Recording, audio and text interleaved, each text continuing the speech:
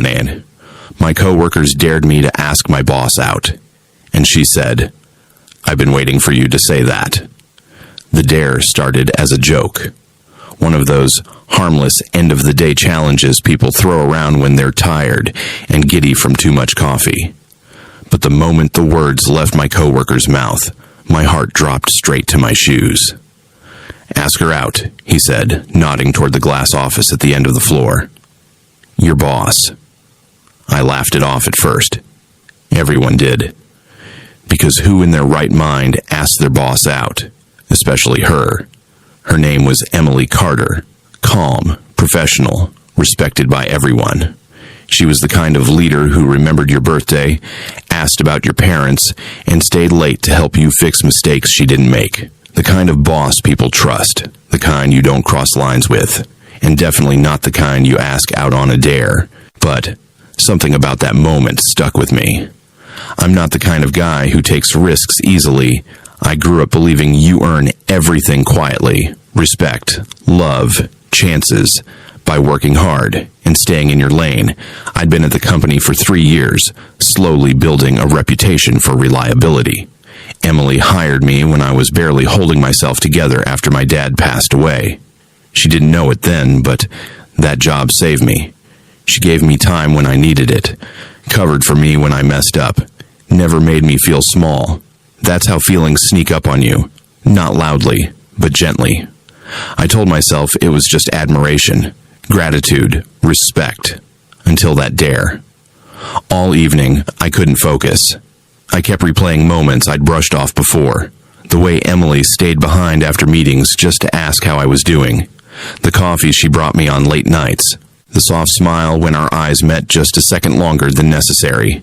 Still, I convinced myself it meant nothing. I was wrong.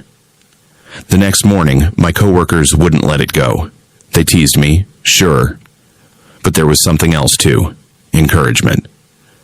Worst case, she says no, one of them said. Best case, another added, your life changes.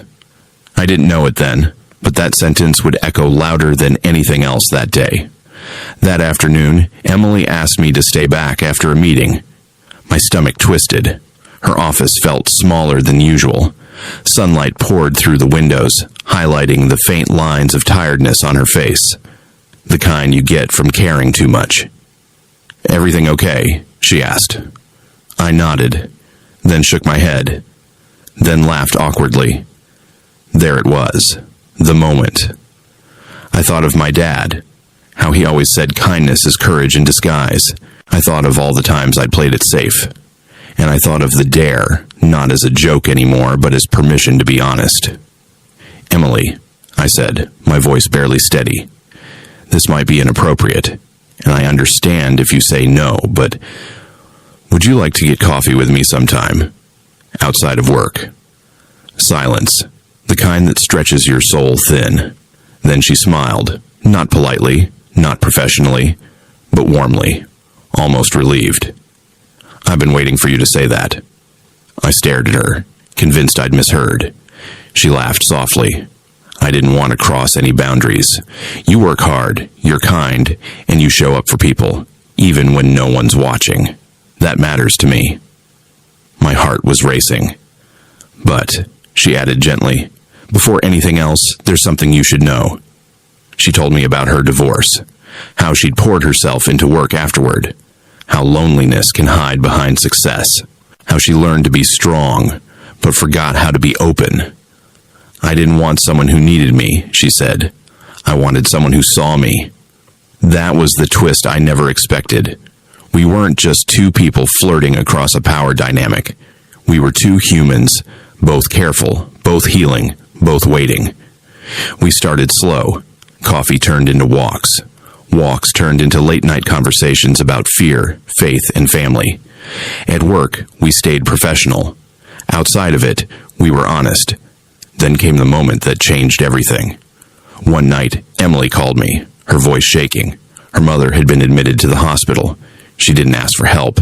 She didn't even say she needed me. I went anyway. I sat with her in that sterile waiting room, holding her hand as she cried. Not as my boss, not as someone strong, but as a daughter who was scared. That's when I understood what love really is.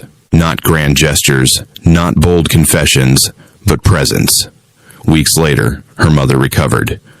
Life settled, work continued, but something had shifted. At a company event, Emily stood beside me, not above me, not apart, just beside. And in that moment, I realized the dare wasn't the turning point. Kindness was. Her kindness when she hired me. My kindness when I stayed. The courage to be human with each other. We don't talk about the dare anymore.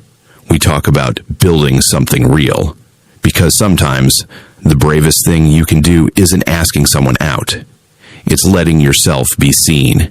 And sometimes, when you finally take that step, you realize they were waiting for you all along.